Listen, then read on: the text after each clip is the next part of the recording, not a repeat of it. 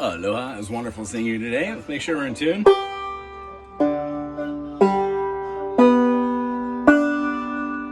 Alright, so what I'm going to do is I'm going to cover the first couple measures of that song, the Green Sleeves. We have our high note starting on a pickup note. So 1, 2, 3, 4, 5, 6. 1, 2, 3, 4, 5, 6. And then what we're going to do after that is we're having a double pinch. I like to use my second finger on the 6th fret on the B string to make that really pop. You also can play that low D note with that same note here on the 3rd fret, which we talked about, but I'd rather keep it true to the form just while learning. So while we have this, we've got da, da. We're going to be hitting the high G with our thumb, da, doing a double finger bar with the 3rd finger on the, what is that, 5, 7, 9, 10. I knew that. 10 and then 8, we're going to have 1st finger and then back down to the 10. If you hit double on both of those, it's quite acceptable. You just won't be picking it when you're doing like a picking pattern over the top of it, or 1, 2, 3, 1, 2, 3, 1, 2, 3, 1, 2, 3, 1, 2, 3. It just won't hit that. It won't register. So blum, blum, blum. We're gonna do a 2nd finger bar on the 5th fret to get that C major. We're gonna be playing the top note on the D string and then the G string, and then we're gonna follow through with our pointer finger, our index finger on our strum hand. And then subsequently drop all the way down to the 1st fret and put our 1st finger on if you're playing with your 2nd finger to get your 1st finger inversion, leaving out your 2nd finger here for that E to be a hammer on. Double pluck for the B string and the D string for your C major. It has the E and the C right there, and then a hammer on D, E. The next movement we're going to be doing is going up to the top and seeing if we can hit that same, or either one. I just enjoyed.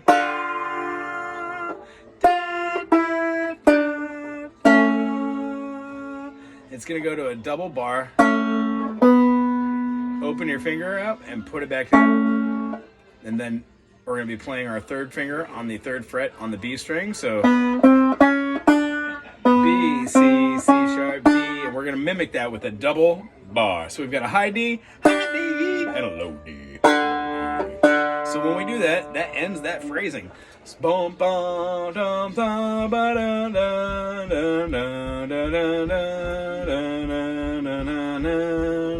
The melody goes over the top.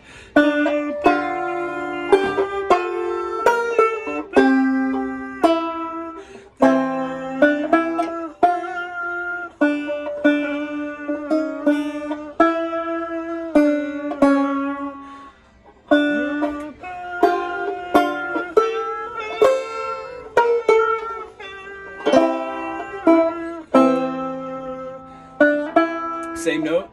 Here's where we have our double, our change. We can either do up here or keep it down here, and I prefer to keep it down here. So we've got D, and then up top here we're gonna have our B string, not our B string, our D string. So we've got D, D sharp, E, F, and then double bar here on both of the notes on the B and the G string.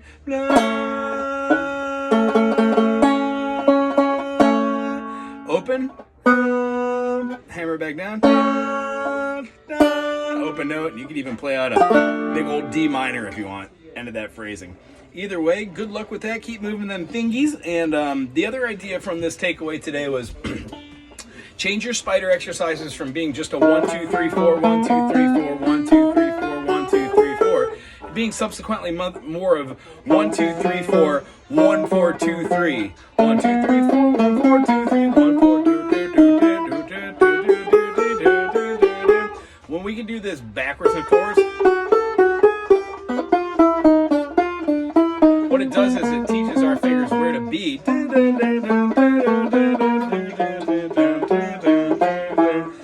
in real time. So any functionality of where you want to tell your fingers to go is great. Just start it off slow.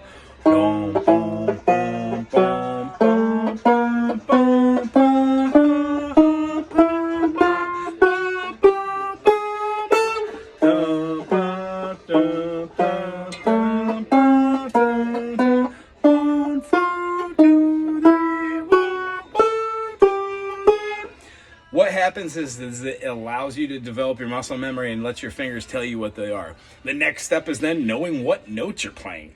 So when you're doing these, being able to diagnose and like put, oh, I could relate this to being a D sharp, or I could say an E flat. And if I know that I'm going up a it's really cool to know that an E flat, E, F, F sharp, being able to go from E flat to F sharp and go, that is a minor third. And knowing all those intervals. That scale works with those chords I showed you where you have your major and you drop the third and the fifth, and it gives you that kind of like crazy moving dissonant chord. All right, so all this comes to serve as knowing scales. So what we did on the piano and what we did with knowing our scales today, we're just not going to look at the names of these. All we're going to do is we're going to take a quick minute to go through the actual scale process. I'm going to show it with the open notes, and then we're going to move it up a half step, then a half step, then a half step, then a half step. Each one of these will correlate. Through this process, we might choose a different note, just like we chose to do this note rather than this note, same note, just different place in their interval stacking. So knowing that our interval stacking works with the lowest note, when we're in the key of D or G here, the instrument itself, the lowest note is this D. D is the fifth of G, so this is the second inversion. When we play the G at the third fret, the lowest note that we play is the G, so hypothetically this is just the G chord. When we move that structure all the way up here to the seventh fret, we play this, the lowest note that we have is the third. So in the key of G, that would be the B. So this is the first inversion right here. So G major, first inversion, second inversion, and then up top we've got that just the octave. Okay. So what I like to do is take you through the modal structure of whole step, half step, whole step, whole step, half step. The reason why I give that third whole step the inflection is I like to be able to have it change tone so you and I know what we're doing. In the key of D, D, E, F sharp, G, A, B, C sharp, D. My triad is G, G, B, D. Sorry, G, B, D. All right, no, we're in D. So D, F sharp, A.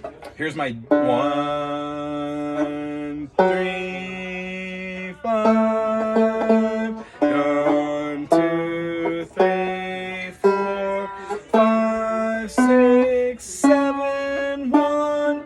D, E, F sharp, open G, A, B, C sharp, D.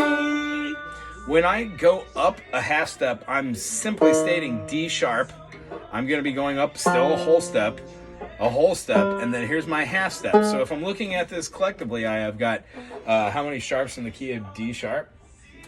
Let's see here. D sharp really isn't something that I would call out in D sharp. I would say that D sharp also has the same amount of sharps, but I would call D sharp actually E flat. E flat has two flats. One is B flat, one is E flat. So when I'm going through here, those are my only black keys. I've got E flat, F, G, A, that's right. E has three flats, A flat too. B flat, E flat, A flat. B flat, E flat, A flat.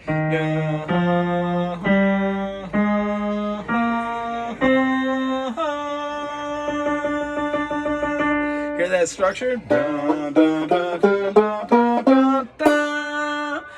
All the note structures are still the same for the interval movement. So when we move this pattern up, the first one on that E flat would be 1, 3, 5, 1, 3, 5, 3, 4. When I scoot that up, 2, 4, 6, 2, 4, 6, 4, 5. We can keep inevitably moving this up.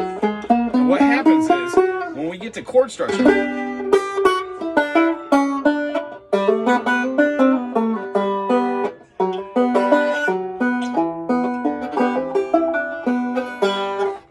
that I picked inside that were the natural notes of G major. The only note that was not a natural note was that F sharp, but I played it because I knew that that F sharp was in the key of G as its seventh.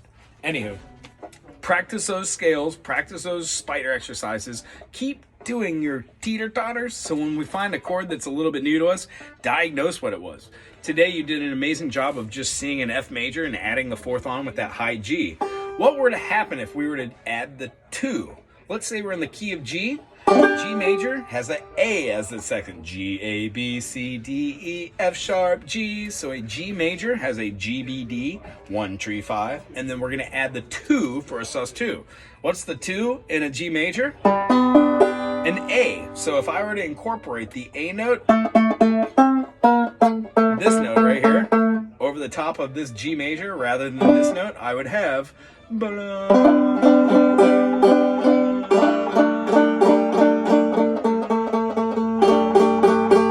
that dissonance kind of floats over the top. So what we're going to be doing is we're discussing how to put your triad and then add any 2, 4, flat 5, 6. Shucks, you could even have a G5, which just has a heavy C in it. G, A, B, C, D. I'm sorry, heavy D. G, A, B, C, D. Whenever you try and incorporate these different scale structures to these chords, what you'll find out in the future is when we're playing, like, let's say G major to a C major, back to a G, C major, G, F. What we could do is we could play those major chords.